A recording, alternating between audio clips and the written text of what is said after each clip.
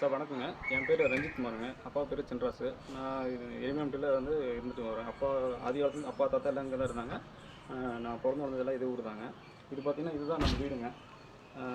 எனக்கு இன்றைக்கி வயசு 36 வயசு ஆகுதுங்க. கிட்டத்தட்ட 30 வருஷமாக அந்த வீட்டில் தான் இருக்கும். இது அம்மாவோட தாத்தா வீடு. மாமா கிட்ட வந்து இந்த வீட்டை வாங்கினேங்க நாங்கள். இப்போ என்ன பிரச்சனைன்னு பார்த்தீங்கன்னா, இப்போ வீட்டுக்கு முன்னாடி இருக்கிற இடம்லாம் வந்து நம்ம இடத்த தாண்டி சர்க்கார் புறம்போக்கு இருக்குங்க. அது நம்ம அனுபவத்தில் தான் இருக்குங்க. முன்னாடி தாத்தா அனுபவத்தில் இருக்குது, மாமா அனுபவிச்சுட்டு இருந்தாருங்க. மாமா கிட்ட வாங்கினதுக்கப்புறம் எங்கள் அனுபவத்தில் இருக்குங்க. இப்போ பிரச்சனை என்னென்னு பார்த்தீங்கன்னா, இப்போது நம்ம ஊர் தலைவர் இருக்காருங்க, பிரசிடென்ட் மணிமாறன். அவரோட அண்ணா பேரில் தவறுதலாக போலி ஆவணத்து மூலியமாக வந்து 2014 டிசம்பர் மாதம், அந்த டைம் நான் இல்லைங்க. நான் இன்ஜினியர் படிச்சிருக்கேன். நான் ஃபாரின் போயிட்டேன். நான் 2014 அக்டோபர்லேயே வெளியில் போயிட்டேன், வெளிநாட்டு போயிட்டேன். இங்கே இல்லைங்க. நான் எல்லா சமயமாக பார்த்து அப்பாவுக்கு அந்தளவுக்கு விவரம் கிடையாதுங்க. நம்ம வீட்டு முன்னாடி இருக்கிற நிலத்தை வில்லேஜ் விஓ, அதாவது கிராம நிர்வாக அலுவலரோட உதவியோட தவறுதலாக அடங்கலில் வந்து பேர் மாற்றி அவங்க பேர் பண்ணிட்டாங்க. அப்போ இருந்த கிராம அலுவலர் யார்? அப்போ இருந்த அலுவலர் பார்த்தீங்கன்னா ஹரிநாராயணன் சொல்லிட்டு ஒரு கிராம நிர்வாக அதிகாரி இருந்தாருங்க. அவரை கேட்டால் வந்து எனக்கு எதுவும் தெரியாதுன்ற மாதிரி பேசுறாரு. அவருக்கு என்கொயரி கூட நான் கூப்பிட்டேங்க. ஆனால் வந்து இப்போ வரையும் வந்து எந்த ஒரு இதுவும் கிடையாதுங்க. இது சொல்கிறப்ப பார்த்தீங்கன்னா, நான் பல முறை தாசில்தார், நம்ம வருவாய் கோட்டாட்சியர், இவங்க எல்லாருமே பார்த்துருக்கேன், மனு கொடுத்துருக்கேன். எந்த ஒரு இதுவுமே கிடையாதுங்க. அதுக்குண்டான ஆவணம் எல்லாமே நம்மகிட்ட இருக்குங்க. ஆனால் வந்து இப்போவும் பார்த்தீங்கன்னா நம்ம கிராம நிர்வாக அலுவலகத்தில் மட்டும்தான் அந்த மாறுதல் ஏற்பட்டுருங்க. நம்ம தாலுகா ஆஃபீஸ்லையோ இல்லை கலெக்டரேட்லையோ எந்த சேஞ்சஸும் ஆகலை. இந்த போலி ஆவணத்தை மட்டும் வச்சு ஒரு பத்திரம் பண்ணிட்டாங்க. அவர் பேரில் பத்திரம் பண்ணி 2014 டிசம்பரில் பத்திரம் பண்ணியிருக்காங்க. அதாவது உங்கள் வில்லேஜ் ரெக்கார்டில் மாற்றி அது இன்னொரு பேருக்கு உடனடியாக, அதாவது ரியல் எஸ்டேட் பண்ணணுன்ற நோக்கத்தோட ஓகே, அது வந்து இன்னொருத்தருக்கு மாற்றிட்டாங்க. இன்னொரு பேருக்கு விற்றுருக்காங்க. யார்? அவர் பேர் ராஜாங்க. அவங்க அப்பா பேர் சடையன், அவர் பேர் ராஜா. அவருக்கும் இந்த இடத்துக்கும் சம்மந்தமே கிடையாது. இன்னொரு விஷயம் என்னன்னு பார்த்தீங்கன்னா, இந்த இடத்த ஃபஸ்ட்டு வந்து சேஞ்ச் பண்ணாங்க பார்த்தீங்களா, அவருக்கு வந்து கிட்டத்தட்ட ஒரு 30-35 ஏக்கர் நிலம் இருக்குங்க. நம்ம அதிகாரிகளை கேட்டால் என்ன சொல்கிறாங்க, அவங்க வந்து அவங்க பயன்பாட்டில் இருக்கும், அவங்க வந்து கேட்டிருப்பாங்க, எங்கள் பேருக்கு மாற்றி கொடுன்னு கேட்டிருப்பாங்க, வீடு இல்லை சொல்லி கேட்டிருப்பாங்க, நான் பண்ணி கொடுத்துருப்போம். அப்போ இருந்த அதிகாரி பண்ணியிருப்பாங்க, இப்போ இருக்கும் சொல்கிறாங்க. எனக்கு என்னென்னா, ஒரு 30-35 ஏக்கர் நிலம் இருக்கிற ஒரு ஆளுக்கு எந்த சட்டத்தின் அடிப்படையில் ஒரு சர்க்கார் புறம்போக்கை அவங்க பேருக்கு பண்ணி கொடுக்குறது எந்த சட்டத்தின் இடம் இருக்குது? இதை கேட்டால் யாரும் பதில் சொல்ல மாட்டேங்கிறாங்க இப்போ வரையும். அது போக கிட்டத்தட்ட 2002-03 அந்த டைமில் அப்போ இருந்த வந்து ஊராட்சி மன்ற தலைவருங்க, இதே சர்க்கார் புறம்போக்கு நம்ம வீட்டு முன்னாடி இருக்கிற இடத்துல அப்போ வந்து நியாய விலை கடை வந்து கவர்மெண்ட்டுக்கு தனியாக கிடையாதுங்க. ஒரு வீட்டு வாடகை எடுத்து பண்ணிட்டு இருந்தாங்க. அவர் என்ன பண்ணார், சரி நம்ம வில்லேஜுக்கு ஏதாவது பண்ணணுமே அப்படின்னு சொல்லி இந்த இடத்துல வந்து பாலக்கொம்பு நட்டு அப்படி பூஜைலாம் போட்டார். பூமி பூஜை போட்டிருக்காங்க. பூமி பூஜை போட்டாருங்க. போட்டு ஒரு 20-25 நாள் இருக்குங்க. இப்போ என்ன நினச்சி இட பற்றாக்குறை இருக்குது அப்படின்னு நினச்சி என்ன தெரியலைங்க. அங்கே கேமரா நீங்கள் திருப்பி கூட காட்டுங்க, அந்த பக்கம் பாருங்க, அங்கே இருக்குது நியாய விலை கடை, அங்கே இருக்குது. அங்கே கொண்டு போய் கட்டிட்டார். நீங்கள் வேணால் உங்களுக்கு சந்தேகமாக இருந்தால் அந்த பழைய ஊராட்சி மன்ற தலைவரோட கேளுங்க. உங்களுக்கு சந்தேகமாக இருக்கும் பட்சத்தில் நம்ம அவர் கூட கூப்பிட்டு கேட்கலாம். அவர் சொல்லுவாருங்க, பூமி பூஜை போட்டேன், இது வந்து புறம்போக்குன்னா அவருக்கும் தெரியும். நமக்கு ரெக்கார்டு வைஸாக எல்லாமே கிளியராக இருக்குங்க. இருந்துமே இன்றைக்கி இருக்கிற அதிகாரிங்க எந்த ஒரு இதுவுமே செய்ய மாட்டேங்கிறாங்க. அந்த இதில் என்ன பண்ணுறாருன்னா, போய் என்னோட இடம், நீ வீட்டு விட்டு வெளியே போக முடியாது, நான் என்ன வேணாலும் பண்ணுவேன், நீ காசு கொடுத்து வாங்கணும். எந்த இடத்துங்க? இந்த புறம்போக்கு, அரசு புறம்போக்கு இடத்த நான் விலை கொடுத்து அவங்ககிட்ட வாங்கணுமா? நான் சொல்கிற வேலைக்கு நீ வச்சுக்கணும், இல்லாட்டி நீ இந்த இடத்துல கால் வைக்கக்கூடாது. எங்கள் பக்கம் ஆள் பலம் இருக்குது, பணம் பலம் இருக்குது, எனக்கு முக்கியமாக ஊராட்சி மன்ற தலைவர் சப்போர்ட்டில் இருக்கேன். நான் என்ன வேணாலும் பண்ணுவேன். இதை சொல்லி இப்போ மிரட்டினது மட்டும் இல்லாமல் நான் அந்த ரெக்கார்டெல்லாம் எடுத்து அதிகாரிங்க கிட்ட வரேன்னு சொல்லி என் பேரில் வலுக்கட்டாயமாக ஊராட்சி மன்ற தலைவர் வச்சு 2 எஃப்ஐஆர் ஃபைல் பண்ணியிருக்காங்க. இப்போ இந்த மாதிரி எஃப்ஐஆர் பண்ணியிருக்காங்கன்னு சொல்கிறீங்க. இப்போ ஆல்ரெடி டாக்குமெண்ட் வச்சிருக்கீங்க. இது வந்து ஆர்டிஐயில் போட்ட டாக்குமெண்ட் சொல்லியிருக்கீங்க. ஆமாம், இது வந்து ஆர்டிஐயில் டாக்குமெண்ட் போட்டிருக்காரு 2014 இருந்து. இல்லைங்களா? 2014 வந்து ஆர்டிஐயில் தகவல் உரிமை சட்டத்தின் மூலிமா தகவலை வாங்கியிருக்காரு. தகவலை வாங்கும் பொழுது அவங்க என்ன சொல்லியிருக்காங்க அப்படின்னா, இந்த இது பிடிங்க 2014 ஆர்டிஐயில் போடும்போது 2022 போடும்போது பார்த்துங்க, சர்க்கார் புறம்னு சொல்லி உங்களுக்கு டாக்குமெண்ட்டை வந்து நான் வீடியோவில் காட்டுறேன். சர்க்கார் புறம் போட்டிருக்கிறாங்க. அது மட்டும் இல்லாமல் இது வந்து காலி இடம்னு போட்டிருக்கிறாங்க. டாக்குமெண்ட்டில் ஆர்டிஐயில் போடும்போது காலி இடம்னு சொல்லி இதே தாசில்தார் அலுவலகத்தின் மூலிமா தான் கொடுக்கப்படுது. சரிங்களா? அதுக்கப்புறம் இதை பிடிங்க, இது மறுபடியும் இது 2022 போடுறாரு. அதே மாதிரி சர்க்கார் புறம்போக்கு இடம் காலி இடம்னு சொல்லி தான் டாக்குமெண்ட்டில் பதிவாகும். சரிங்களா? இந்த பதிவாகிற விஷயங்கள் அது மட்டும் இல்லாமல் அப்போ பணியாற்றுவது வந்து ஹரிநாராயணன் எல்லாமே நம்மகிட்ட இருக்குங்க. அந்த அதிகாரி தான் மாற்றிருக்காரு. அந்த மூலக்காரணம் அவர் தாங்க. அதுக்கப்புறம் பார்த்தீங்கன்னா இந்த பிரச்சனை 2021 தெரிய வருது. நான் கொரோனா பிரச்சனையாக வெளிநாட்டுக்கு வந்துட்டேன். அந்த வீட்டில் இந்த பிரச்சனை ஆரம்பமாகும். அப்புறம் கிராமத்தில் வந்து இந்த ரிவ்யூ ஆஃபீஸ் நம்ம போய் கேட்க போகிறேன். சார் இது வந்து அவரு நேரம் சொல்கிறாரு, நான் இது வீடியோவில் யார் பேர் இருக்கு நான் பார்க்கணும், எனக்கு அந்த ரெக்கார்டு கொஞ்சம் சொல்லுங்க அப்படின்னு சொல்லும்போது அவர் அந்த ரெக்கார்டை என்கிட்ட காட்டவே இல்லை. காட்டாமல் எடுத்து அவரும் மடியில் இப்படி மறைச்சி வச்சுக்கிட்டு, இல்லைங்க சார் இது வீடியோவில் அவர் பேர் மாறிடுச்சு, அவங்க பரம்பரை சொத்து இது. யார்? ஹரிநாராயணன் விஓ? அப்போ இல்லை, நான் கேட்டது இவர் அருண்குமார். அருண் பிரசாத் இருந்த அப்படிங்க. இப்போ தெங்கரக்கோட்டையில் இருக்காங்க. இப்போ வந்து போன மாதம் 1ஆம் தேதி ட்ரான்ஸ்ஃபர் ஆகிட்டாங்க, தெங்கரக்கோட்டைக்கு போயிட்டாங்க. கடந்த 4 வருஷமாக அவர் தான் இங்கே இருந்தாருங்க. இந்த 4 வருஷத்தில் அவர் மூலியமாக ஏகப்பட்ட பிரச்சனைங்க. இந்த பக்கம் பல டைம் நான் வந்து இவர்கிட்ட கிராம நிர்வாக அதிகாரிகிட்ட மனு கொடுத்தாச்சு, கோரிக்கையும் வச்சாச்சு. ஊர் மக்கள் 10 பேர் சேர்ந்து பொதுவாகவும் கொடுத்தாச்சுங்க. அவர் எங்களோட கோரிக்கைக்கு செவி சாய்க்கிறதே கிடையாதுங்க. சரி, இவர் சரிப்பட்டு வரல, சரியாக செய்ய மாட்டேங்கிறாரு அப்படின்னு சொல்லிட்டு நாங்கள் வந்து மாவட்ட ஆட்சியருக்கோ உறவை கோட்ட ஆட்சியருக்கு மனு கொடுத்தா அவங்க உயர் அதிகாரிகள் என்ன செய்வாங்க, அவங்களால டைரெக்டாக வந்து பார்க்க முடியாது. கீழ்மட்ட அதிகாரி என்னென்னு விசாரிச்சு எனக்கு ரிப்போர்ட் கொடுங்கன்னு சொல்லி கொடுக்குறாங்க. இவர் என்னன்றாரு, இது அவங்களோட பூர்வீக சொத்து. யாரு? நம்ம கிராம நிர்வாக அதிகாரி கொடுக்குது. பூர்வீக சொத்துல எப்படி வந்து ரேஷன் கடை கட்டுறதுக்கு இங்கே பூமி பூஜை போட்டிருப்பாங்க? இப்போ வந்து இந்த மாதிரி ரிப்போர்ட் எழுதி இவர் வந்து எப்படி அதை நீங்கள் சொல்ல வேண்டியதான சர்க்கார் புறம்போக்குன்னு சொல்லி எப்படி சார்? அது பலமுறை கேட்டாச்சு சார். நாங்கள் போய் இப்போ இந்த மாதிரி இந்த ரிப்போர்ட்டை எடுத்து போய் கேட்டால் இவர் என்ன சொல்கிறாருங்க, நான் வந்து ரிப்போர்ட் கொடுத்துட்டேங்க, இது சர்க்கார் புறம்போக்குன்னு கொடுத்துட்டேன், அதை கேன்சல் பண்ணிடுவாங்க. இவர் கிராம நிர்வாகம் நம்ம கதை சொல்கிறாருங்க. நாம் இது கேன்சல் ஆகலை, ஏன் எப்படி இருக்குன்னு சொல்லிட்டு அங்கே போய் கேட்டால் அவங்க என்ன சொல்கிறாங்க, அதிகாரிங்க இல்லைங்க கிராம நிர்வாக அதிகாரி சொல்லியிருக்காரு, அது அவங்க பூர்வீக சொத்துன்னு கொடுத்துருக்காரு ரிப்போர்ட்டு. யாரு கொடுத்தது? நம்ம அருண் பிரசாத் அவர்கள் கொடுத்துருக்காரு. அந்த மாதிரி கொடுத்துருக்காங்க. இது இப்படியே வந்து தொடர்ச்சியாக வந்து மாறி நாங்கள் மனுக்கள் கொடுக்குறது இங்கே வர்றது போகிறது இப்படியே இருக்குங்க. இந்த அருண் பிரசாத்ன்ற விஓ என்ன செஞ்சிருக்காருன்னா, இவர் வந்து வெளிநாட்டில் வேலை பார்க்குறாரு. இந்த மாதிரி உண்மை தான் வாழ்றதுக்கு தன்னுடைய எழுத்தாப்பில் வீட்டுக்கு எதிர்ப்புறத்தில் வழிபாதை கிடையாது. ஆக்சுவலாக அந்த பேக் சைடில் தான் அவங்க போகணும், பின்னாடி தான் வீடு இருக்குது.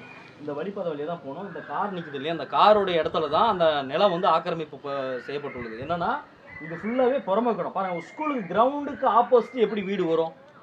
ஸ்கூலுக்கு ஆப்போசிட் இது பள்ளிக்கூடம் இருக்குது பாருங்கள், அதான் நடுநிலை பள்ளி இருக்கு இல்லையா, இது ஏத்தாப்புல பசங்க போக்குவரத்துக்கு வண்டி நிற்பாட்டுறதுக்கு ஒரு பொது இடமா இருக்குது. இந்த இடத்த ஆக்கிரமிப்பு செய்வதற்காக அருண் பிரசாத், இதுக்கு முன்னாடி இருந்த ஹரிநாராயணன் அப்படின்றவங்க எல்லாமே உடந்தியாந்துருக்கிறாங்க.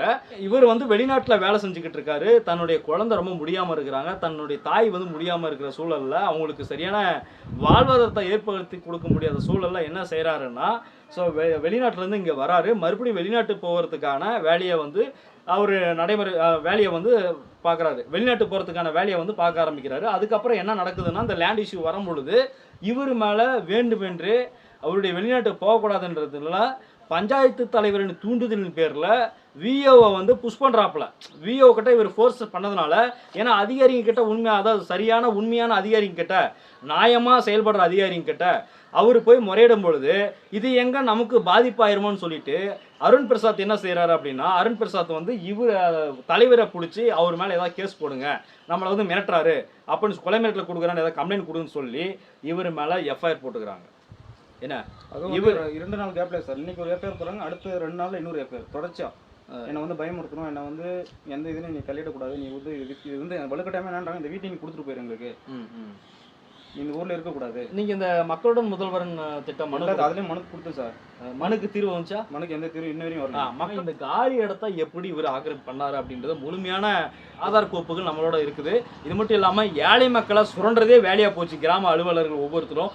ஒரு சில பேர் இவங்க தருமபுரி மாவட்டத்தில் சாதி ரீதியான ஆதிக்கத்தில் இவர் வந்து வேறு ஒரு சமூகம்ன்றதுனால, அவங்க ஒரு வேறு ஒரு சமூகம்ன்றதுனால இவர் வந்து உயரதிகாரிகளை, அவருக்கு மேலே இருக்கிற உயரதிகாரிகளை சந்தித்து மனு கொடுத்ததுனால விஓ தப்பிக்கிறதுக்காக பஞ்சாயத்து தலைவர் தூண்டுதல். ஏன்னா பஞ்சாயத்து தலைவர் இவரும் ஒரே சமூகத்தில் இருக்கிறதுனால விஓ அருண் பிரசாத் என்ன செய்கிறாருன்னா, பஞ்சாயத்து தலைவர் அவர் பேர் என்ன பேருங்க, மணிமாறனுக்கு நிறைய ஐடியாக்களை கொடுத்து அவர் மூலியமாக இவர் மேலே வழக்கு பதிவு பண்ண வைக்கிறாங்க. ஒரு லேண்ட் இஷ்யூக்கு வழக்கு பதிவு ஏன் பண்ணணும்? அடிதடி கேஸ் ஏதாவது இருந்ததா? ஹாஸ்பிட்டல் போய் அட்மிட் ஆனாங்களா? ஏதாவது நடந்ததா?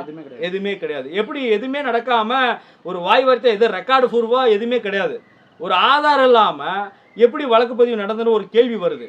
ஸோ இப்படி ஒரு அதாவது ஒடுக்கப்படுகின்ற எல்லா சமுதாயத்திலும் ஒடுக்கப்படுகின்ற மக்கள் இருக்கிறாங்க, ஏழை மக்கள் இருக்கிறாங்க, தாழ்த்தப்பட்ட மக்கள் மட்டும்தான் ஒடுக்கப்படுகின்ற மக்கள் கிடையாது. ஒவ்வொரு சமூகத்திலும் ஒடுக்கப்பட்டு தான் இருக்காங்க. எல்லாமே தாழ்த்தப்பட்ட மக்கள் தாங்க. அப்படிப்பட்ட மக்களை அதிகார வர்க்கத்தில் இருக்கிற அரசு ஊழியர்கள் ஒரு சில பேர் என்ன செய்கிறாங்கன்னா, இது போன்ற ஏழை மக்கள் தன்னுடைய உரிமைக்காக குரல் எழுப்பும் பொழுது அவர்கள் பொருளாதார ரீதியாக அடக்குமுறை செய்யப்படுகிறார்கள்.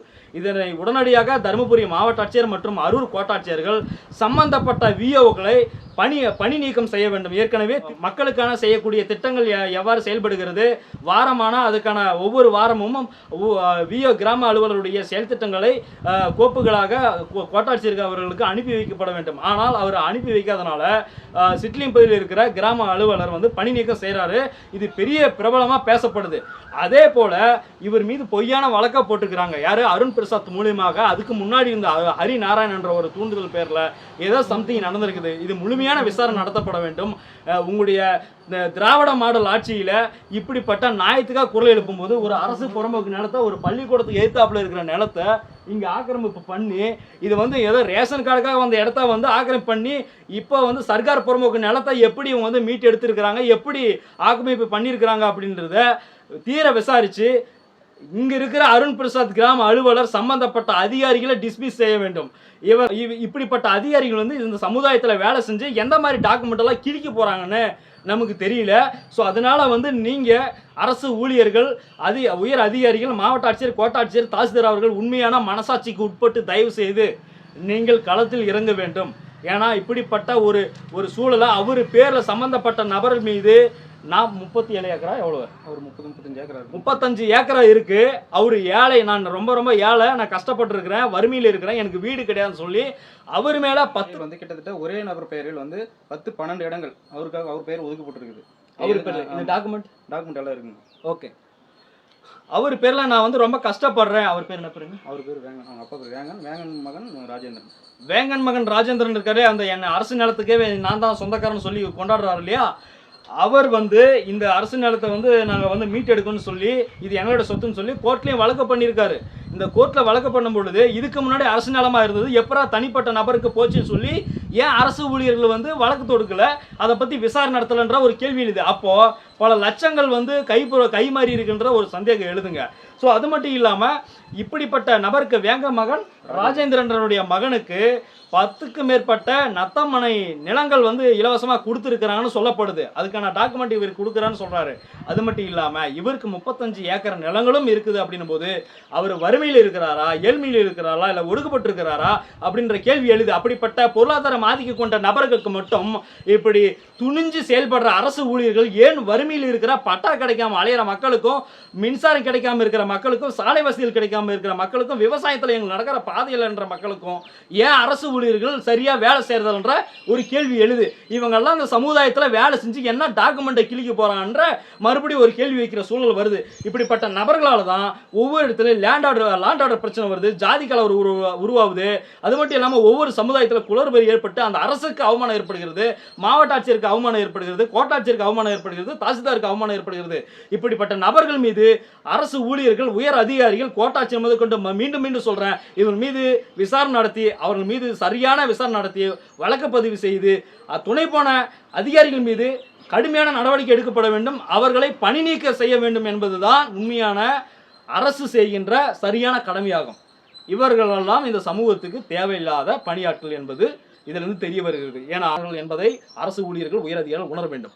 இது உண்மையிலேயே வேங்க மகன் அவர்களுடைய ராஜேந்திரன் அவர்கள் நாங்கள் சொல்வது தவறு என்று நிரூபித்தால் 2010க்கு 2014ஆம் ஆண்டிற்குள் இந்த நிலம் யாரிடம் இருந்தது என்று அவர் வந்து ஆதாரபூர்வமாக நீங்கள் காவல் நிலையத்திலோ, ஏன்னா நாங்கள் வந்து செய்தி எடுக்க தான் வந்துள்ளோம், அது மட்டும் இல்லாமல் நாங்கள் செய்தி எடுக்கிறதை பார்த்து தான் அவர், அதாவது நீங்கள் டிராக்டரில் போயிருப்பார், அவர் பார்த்துட்டு தான் போயிருக்காரு. ஏன்னா காரணம் இல்லாமல் எங்களை வந்து மிரட்டினாங்க, ரிப்போர்ட்டர் மிரட்டினாங்க, நான் உடனே கொலை மிரட்டல கொடுத்தாங்க, செய்தி போட மிரட்டினாங்க, காசு கேட்டான்னு சொல்கிறது கூட இப்படிப்பட்ட சூழலெல்லாம் சங்கிமிங்கெல்லாம் நிறைய பேர் இருக்கானுங்க.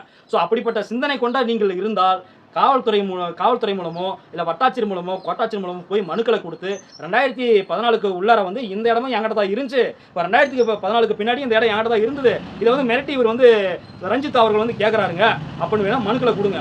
என்ன அப்புறம் வந்து அதிகாரிகள் வந்து விசாரிப்பாங்க, அதுக்கப்புறம் பார்த்துக்கலாம். இவரை மறைமுகமாக நிறுத்துறதுக்காக இந்த அரசு நிலங்களை மீட்டு தரக்கூடிய இது கோர்ட்டில் வந்து நீதிமன்றத்தில் வந்து வழக்கு தொடுத்திருக்காரு. அப்போ நீதிமன்றம் வந்து என்னன்னா, நீதிமன்றத்தை இவர் முறைகேடாக பயன்படுத்துறாப்பல, தன்னுடைய சாதகத்துக்காக பயன்படுத்துறாரு. அரசு நிலத்தை ஆக்கிரமிப்பு பண்ணியிருக்காப்புல, நடக்கிற பாதையை வந்து ஆக்கிரமிப்பு பண்ணியிருக்காரு. பள்ளிக்கூடத்தில் இருக்கிற மாணவர்கள் பெற்றோர் நிலைமை இந்த இடத்துல தான் வண்டி நிப்பாட்டுறாங்க. இப்படிப்பட்ட நிலங்களை வந்து ஆக்கிரமிப்பு பண்ணியிருக்காங்க. ஸோ இந்த விஷயத்தை வந்து பொய்யா மறைச்சி நீதிமன்றத்தில் வழக்கு தொடுத்திருக்காங்க. அப்போ நீதிமன்றத்தை தவறான செயலுக்கு கொண்டு போறத வேங்க மகன் ராஜேந்திரன் அவர்களும் செயல்படுறாரு. ஸோ தயவு செய்து இதை வந்து முழுமையா அதிகாரிகள் விசாரித்து காலம் தாழ்த்தாமல் இந்த ரஞ்சித் அவர்களுக்கும் இங்க இருக்கிற பகுதி வாழ் மக்களுக்கும் அந்த 15க்கும் மேற்பட்ட நத்தம் மனை, இலவச மனையை வாங்கியிருக்காரு இல்லையா, அதை மீட்டெடுத்து இல்லாத ஏழை குடும்பங்களுக்கு வழங்க வேண்டும் என்பதே இந்த ரஞ்சித் அவர்களுடைய கோரிக்கையாகவும் உள்ளது. பல்வேறு இடங்களில் ஒரு அடி நிலத்துக்காக வீடு இல்லாத சாலையோர மக்கள் இருக்காங்க இல்லையா, அவங்களும் அதே இயக்கத்தோடு தான் வாழ்கிறாங்க.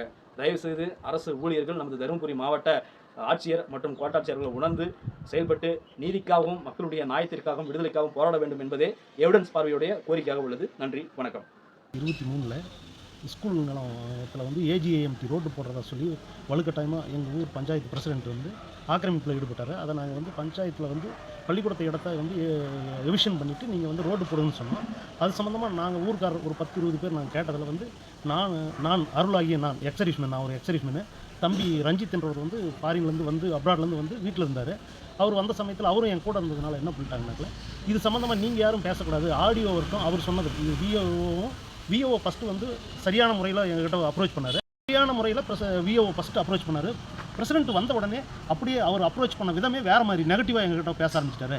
நீங்கள் போய் ஆடியோவை கூட்டிகிட்டு வாங்க, தாசில்தார் கூட்டிகிட்டு வாங்க, வேணும்னா கலெக்டர் கூட்டிகிட்டு வாங்க, அந்த மாதிரி எங்ககிட்ட பேச ஆரம்பிச்சிட்டாங்க. நீங்கள் இதை ஒன்றும் பண்ண முடியாது, இது கவர்மெண்ட் வேணும்னா நிறுத்தட்டும், நீங்களாம் வந்து நிறுத்தக்கூடாது, நீங்கள் இந்த ஊரில் வந்து கேட்கக்கூடாது, இதை கேட்டிங்கன்னா உங்கள் மேலே என்ன நடவடிக்கை எடுத்தாலும் நாங்கள் இதுக்கு பொறுப்பு இல்லை அப்படின்ற மாதிரி கேட்டார். அவர் வந்து தாழ்த்தப்பட்ட சமூகன்ற ஒரே ஒரு காரணத்தில் வந்து பிரசிடென்ட் வந்து ஏவி விடுறாரு.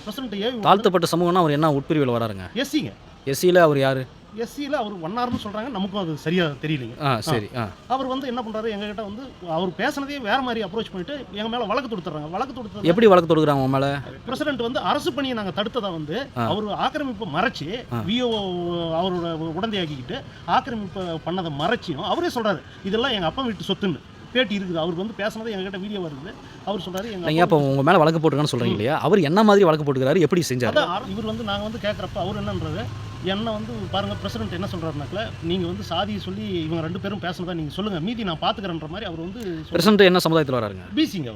அவரும் உங்களுடைய சொந்தத்தில் தான் வராரு? பிசி சமூகத்தை சார்ந்த. அவர் வந்து அந்த எஸ்சி கம்யூனிட்டியை சம்மந்தப்பட்ட விஓ பயன்படுத்தி இவர் வந்து உங்கள் மேலே வழக்கு பதிவு பண்ணுற மாதிரி எங்களை வந்து இது பண்ணுறாங்க, எங்களை டாமினேஷன் பண்ணுறாரு அவர் வந்து. ஓகே. அவருடைய நோக்கம் என்னென்னா, அரசு நிலங்களை ஆக்கிரமிப்பு பண்ணி கிராம நத்த நிலங்களை பல வந்து அவங்களுடைய எல்லாம் சேர்ந்து எல்லாம் ஒன்றா இது பண்ணி வியாபாரம் பண்ணிட்டாங்க, ரியல் எஸ்டேட் பண்ணிட்டாங்க அவங்க பிரதர்ஸ் எல்லாம், அவங்களுடைய ஃபேமிலி மெம்பர்ஸ். அதை வந்து மறைக்கிறதுக்காக நாங்கள் கேட்கக்கூடாது, அதை ரோடு போட்டால் அதை மறைஞ்சிரும் அப்படின்ற உள்நோக்கத்தோடு அவர் செயல்படுறாரு.